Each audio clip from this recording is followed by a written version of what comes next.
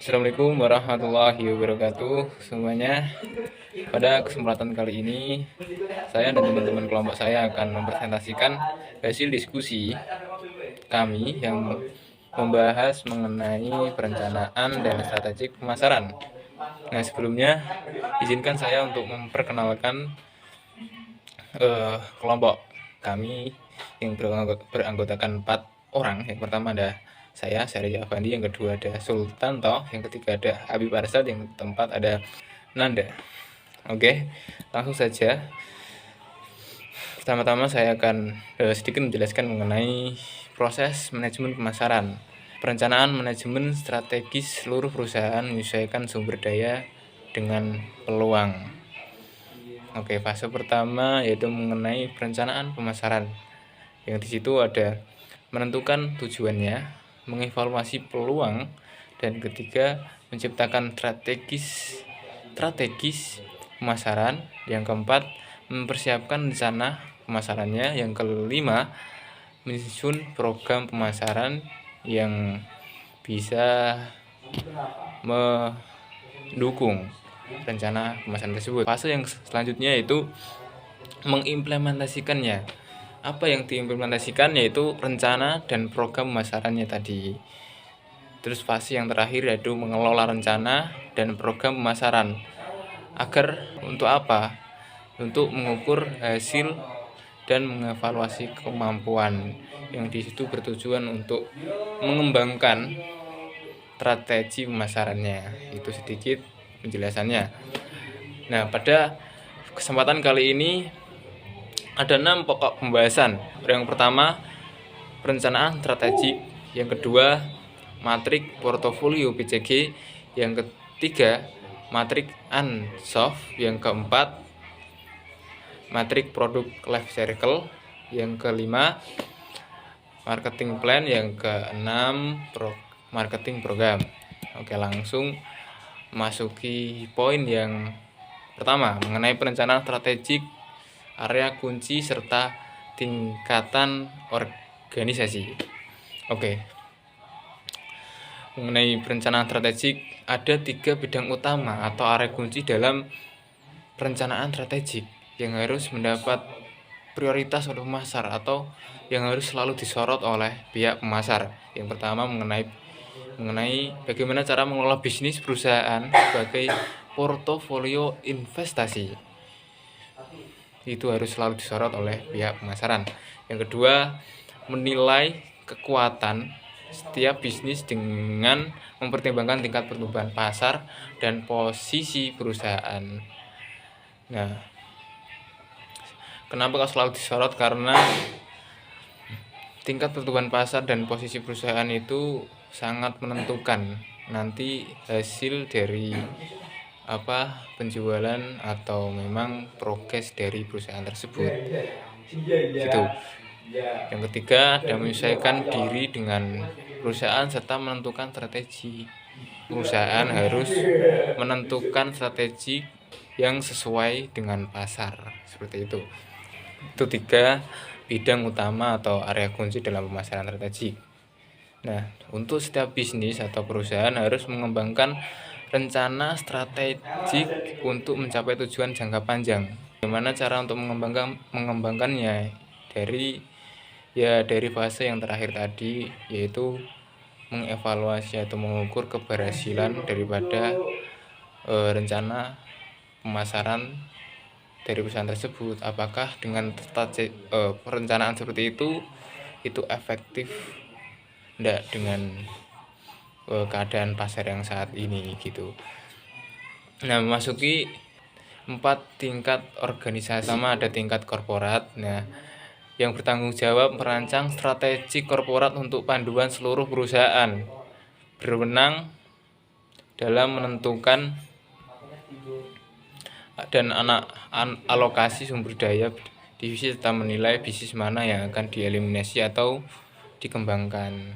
Itu definisi singkat dari tingkat korporat. Yang kedua, ada tingkat divisi, menentukan rencana alokasi dana tiap unit bisnis dalam divisi. Yang ketiga, tingkat unit bisnis, menentukan rencana strategik untuk menghantarkan unit bisnis menuju masa depan yang menguntungkan. Yang keempat adalah tingkat produk, mengembangkan rencana pemasaran untuk mencapai tujuan dalam pasar produk. Nah, membahas mengenai rencana pemasaran, yaitu merupakan instrumen sentral atau titik di mana untuk mengarahkan serta mengkoordinasikan usaha pemasaran. Itu definisi atau pengertian lah dari rencana pemasaran itu. Dan rencana pemasaran itu beroperasi pada 2 tingkat. Yang pertama, rencana pemasaran strategis.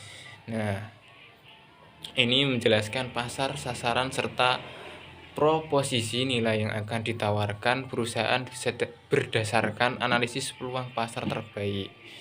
Nah, ini kaitannya dengan analisis peluang pasar ya.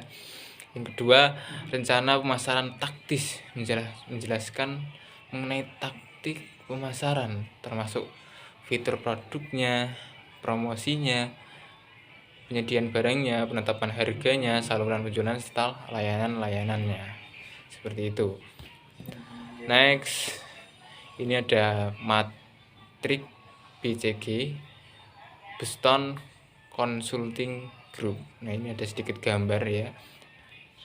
Next, nah ini adalah pengertian dari matrik BCG, merupakan matrik yang sangat bermanfaat dalam menganalisa kesehatan portofolio atau kumpulan investasi bisnis dengan berdasarkan pada pertumbuhan pasar dan pangsa pasar relatif.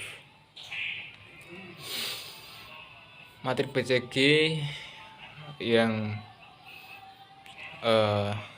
berisi mengenai sumber vertikal atau tegak menunjukkan tingkat pertumbuhan pasar tahunan besarnya antara 0 hingga 20%. Sebuah pasar dikatakan memiliki pertumbuhan tinggi bila tingkat pertumbuhannya 10% atau lebih.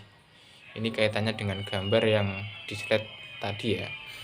Yang kedua, sumbu horizontal atau datar menunjukkan pangsa pasar relatif SBU terhadap kompetitor utama besarnya antara 0,1 kali hingga 10 kali. Nah, itu isinya. Yang ketiga, pangsa pasar sebesar 0,1 berdasarkan volume penjualan perusahaan hanya sebesar 10% dari pemimpin pasar. Yang selanjutnya, pangsa pasar relatif sebesar 10 menunjukkan bahwa volume penjualan perusahaan sebesar 10 kali lipat penjualan dari kompetitor utama. Pada konteks demikian, perusahaan tersebut sebagai pemimpin pasar.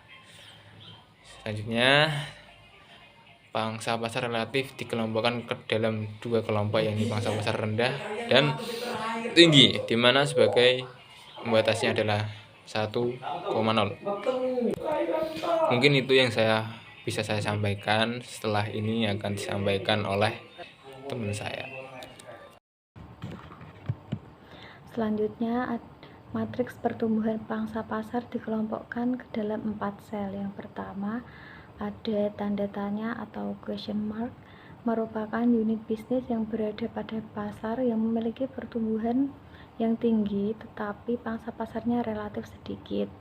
Posisi ini membutuhkan banyak kas dikarenakan investasi pabrik, peralatan, serta personalia untuk mengejar pasar yang tumbuh cepat.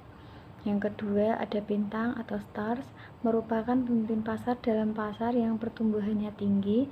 Perusahaan harus mengeluarkan sejumlah substansial uang untuk menyesuaikan dengan pertumbuhan pasar serta menangkal serangan pesaing. Yang ketiga, ada penghasil uang tunai atau cash cows. Posisi ini memungkinkan perusahaan untuk menggunakan kasnya untuk membayar berbagai tagihan serta mendukung bisnis perusahaan lainnya dikarenakan perusahaan berada pada posisi pemimpin pasar sehingga menikmati skala ekonomi serta mendapat margin yang besar. Yang terakhir ada anjing atau dogs. posisi di mana perusahaan berada pada pasar yang pertumbuhannya rendah serta pangsa pasarnya relatif rendah. Selanjutnya ada matrik Ansoff. Matrik Ansoff mengembangkan bisnis pada dimensi produk dan dimensi pasar.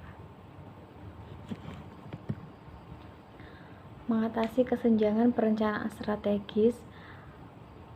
Yang pertama ada pertumbuhan intensif, dilakukan dengan cara meninjau peluang peningkatan bisnis yang ada melalui berbagai cara, diantaranya yang pertama strategi penetrasi pasar, strategi untuk mendapatkan lebih banyak pangsa pasar dengan produk lamanya yang ada di pasar.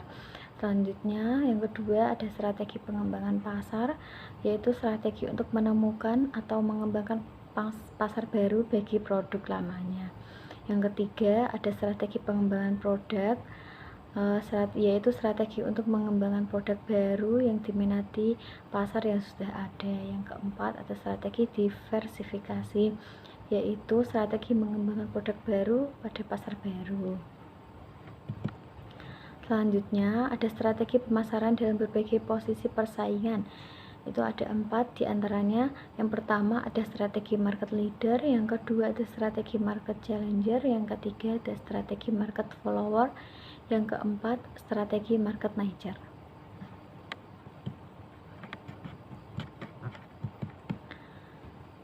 Ini product life cycle. Selanjutnya marketing mix berdasarkan product life cycle itu terdiri dari tujuan, strategi produk, strategi promosi, strategi distribusi, dan strategi harga. Ini gambar strategi pemasaran pada berbagai tahap siklus kehidupan produk.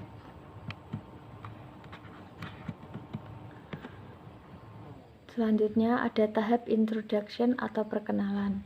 Itu terdiri dari prosedur pengembangan barang baru, pengembangan gagasan. Gagasan dapat diperoleh dari yang pertama kebutuhan dan keinginan konsumen, yang kedua ilmuwan, peneliti, dan teknolog.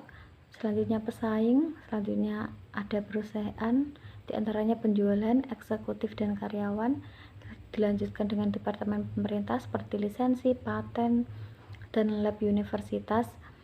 Selanjutnya pemilihan gagasan yang konsisten dengan tujuan atau sumber daya yang dikuasai oleh perusahaan. Yang ketiga ada pengembangan konsep, pengembangan dari gagasan barang oleh perusahaan sesuai dengan pandangan kebutuhan konsumen. Pengujian pasar. Setelah manajemen menyelesaikan performansi barang, maka langkah berikutnya adalah mempersiapkan nama atau merek, pembungkusan, dan program awal pemasarannya untuk diujikan terhadap konsumen. Untuk memahami luas pasar dan bagaimana reaksinya terhadap penanganan, penggunaan, dan pembelian ulang suatu barang. Komersialisasi. Tujuan utama dari komersialisasi adalah ketersediaan dealer menerima barang untuk kemudian membujuk konsumen mau membeli untuk yang pertama kalinya. Beberapa faktor yang penting diperhatikan adalah saat atau timing, sasaran pasar, strategi, perkenalan, dan koordinasi barang. Proses penerimaan konsumen. Yang pertama tahap kesadaran, 2 tahap ketertarikan, 3 tahap penilaian, 4 tahap percobaan, dan selanjutnya adalah tahap penerimaan. Strategi perkenalan barang. Strategi memasuki pasar atau marketing entry strategi. Secara umum terdapat 3 pedoman untuk memasuki pasar. Yang pertama, memasuki keseluruhan pasar atau total entry. Strategi ini merupakan gerakan dengan skala penuh mengarah kepada keseluruhan pasar. Tindakan pemasaran ini dapat dilakukan apabila satu barang dapat diharapkan menjadi penopang utama perusahaan dan cukup penting untuk dikembangkan cepat. Yang kedua, barang dapat dengan mudah ditiru oleh pesaing yang memungkinkan pesaing yang mampu dapat menguasai pasar lebih dahulu.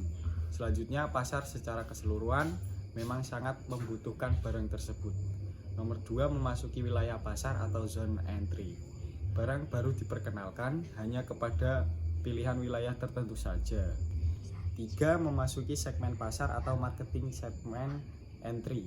Hanya satu atau beberapa segmen pasar saja yang diarah oleh perusahaan, umumnya sebagai pasar yang mempunyai permintaan kuat yang dipilih sebagai sasaran pertama. Selanjutnya program 4P, barang atau produk. Jenis rancangan barang cenderung terbatas dan mempunyai model barang standar yang sederhana. 2. Promosi atau promotion. Promosi yang terutama dipergunakan adalah periklanan dan kemudian promosi penjualan. Terdapat 2 alternatif pada program promosi barang perkenalan. 1. Promosi gencar. Tujuannya adalah membangkitkan kesadaran dan minat dengan segera karena pasar penuh pesaing dan mudah meniru. Yang kedua, promosi lambat. Pasar tidak cukup luas dan sudah ada kesadaran akan adanya barang. Yang ketiga, harga atau price. Harga merupakan variabel yang peka. Ada 2 strategi yang umum dipergunakan. Yang pertama, premium atau cream skimming. Harga ditentukan pada tingkat kemampuan pembeli setinggi-tingginya. Strategi ini dipergunakan apabila permintaan pasar yang cukup kuat dan persaingan tidak ketat. Berikutnya, penetration. Harga ditetapkan pada tingkat minimum terendah yang masih diterima oleh pemberi. Strategi harga rendah dipergunakan apabila konsumen peka terhadap harga dan tingkat persaingan yang cukup ketat. Berikutnya, distribusi atau place, memberikan kemudahan bagi pembeli untuk memperoleh barang. Tahap pertumbuhan atau growth. Strategi pertumbuhan barang. Apabila strategi memasuki pasar telah berhasil dan permintaan cenderung meningkat dengan tajam, maka dapat dikatakan bahwa barang telah sampai pada tahap pertumbuhannya, di mana strategi yang dipergunakan adalah strategi mengembangkan dan mempertahankan tingkat penguasaan pasar, terutama diarahkan untuk 1. Mengamati jumlah pesaing aktual maupun potensial yang mampu memasuki pasar. 2. Perkiraan tingkat penjualan dan panjangnya kehidupan barang sebagai penentu investasi. 3. Kemampuan barang memberikan keuntungan. Program 4P, barang atau produk. Besar kemungkinan terjadi perubahan dalam rancangan, menambah jenis rancangan barang maupun kualitas barang. Promosi yang terutama dipergunakan untuk peningkatan permintaan sekunder, yaitu permintaan selektif terhadap pengembangan merek yang membedakan dengan merek lain. Strategi tersebut meliputi 1. Memperluas jaringan media periklanan untuk mencapai segmen pasar yang tidak membeli. 2. Mengintensifkan usaha penjualan untuk memperluas pasar dan membangun jaringan distribusi yang luas. 3. Pengembangan barang dan atribut-atributnya yang bersifat promosial yang mengesankan berbeda atau bahkan baru, misalnya rancangan bungkus, penambahan variasi, dan sebagainya. Harga atau price. Penetapan harga cenderung lebih lunak daripada tahap perkenalan, kecuali pada situasi monopolistik atau oligopolistik. Akan lebih baik apabila terdapat pergeseran dari strategi harga, tingkat ke arah harga, penetrasi untuk memperluas pasar, distribusi atau place. Jika barang tertentu sudah mempunyai arti khusus bagi konsumennya, maka perlu ditingkatkan pelayanan penjualan dan standar yang khusus pula serta distribusi yang selektif. Ada beberapa hal yang dapat ditindakkan. 1. Melakukan kontrak dengan distributor, misalnya sistem franchising. 2. Membantu pengelolaan dealer pada penjualan, pengendalian, persediaan, dan sebagainya. 3. Meningkatkan persediaan dan sistem pemesanannya. 4. Menawarkan potongan khusus yang menarik bagi dealer agar bersedia memesan lebih banyak. Tahapan kedewasaan atau maturity dapat dibedakan strategi tersebut menjadi 3. 1. Strategi pemeliharaan, tujuannya adalah untuk mempertahankan tingkat pasar yang telah dikuasai selama ini. Untuk maksud tersebut dapat melayani segmen-segmen pasar yang ada. 2. Strategi memasuki, tujuannya adalah untuk menembus segmen pasar lain agar dapat meningkatkan kembali pasar yang pernah dicapai. 3. Strategi memasuki kembali, strategi ini ditujukan untuk memperbaiki penjualan yang menurun dengan beberapa pendekatan yang diperbarui. Program 4P, barang atau produk. 1. Merubah barang dengan barang eksklusif atau model baru, model khusus untuk segmen khusus, menyederhanakan model untuk kelas ekonomi, menambah beberapa barang tambahan. 2. Merubah bungkus dengan menambah nilai manfaat bagi pemakai, merubah bungkus dengan menambah daya tarik, merubah bungkus dengan menawarkan bungkus prestis. 3. Menambahkan merek dengan menambah merek prestis, menambahkan merek yang dapat bersaing. 4. Menambahkan pelayanan menambahkan pelayanan khusus atau penanganan masalah yang khusus, meningkatkan kualitas pelayanan, menambahkan jaminan atau garansi kepuasan. Promosi atau promotion, meningkatkan strategi menarik atau pull strategi pada media massa demi efisiensi. Beragam pesan untuk mencapai segmen pasar khusus. Penekanan pada keunggulan merek dibanding pesaing. Peningkatan personal selling dan promosi penjualan untuk mendekati konsumen. Peningkatan promosi kerjasama dengan dealer.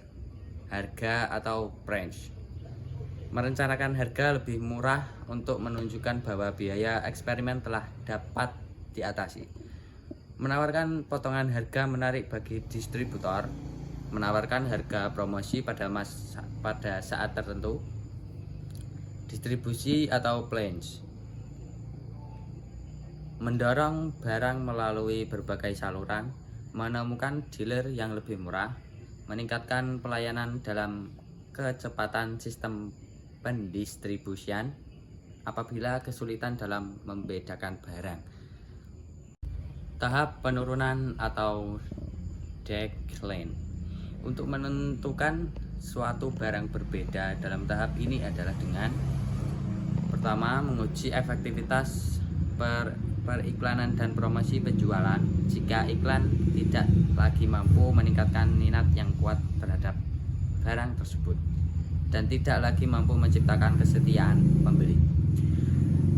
Yang kedua, melakukan penelitian konsumen terhadap perbandingan antara daya tarik barang dengan pengganti. Tujuan utama pada akhir kehidupan barang tersebut adalah berkaitan dengan waktu. Perusahaan mencari saat yang tepat untuk menghentikan produksi dan melakukan tindakan agar tidak merugikan penjualan selanjutnya.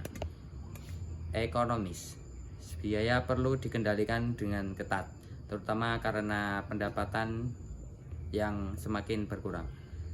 Residu, diharapkan akhir dari kehidupan barang dapat memberikan nilai yang dapat mengurangi kerugian yang ditimbulkannya. Program 4P, barang atau produk. Pengembangan barang yang memerlukan biaya rendah, walau hanya dengan pengembangan yang bersifat tiruan saja.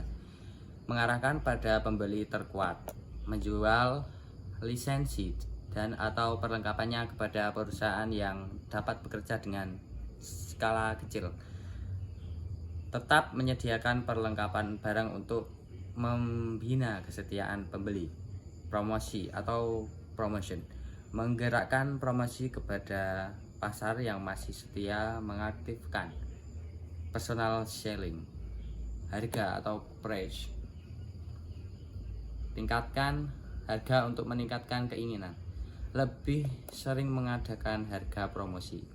Distribusi atau place, menekan biaya distribusi dengan menggunakan agen penjualan sendiri.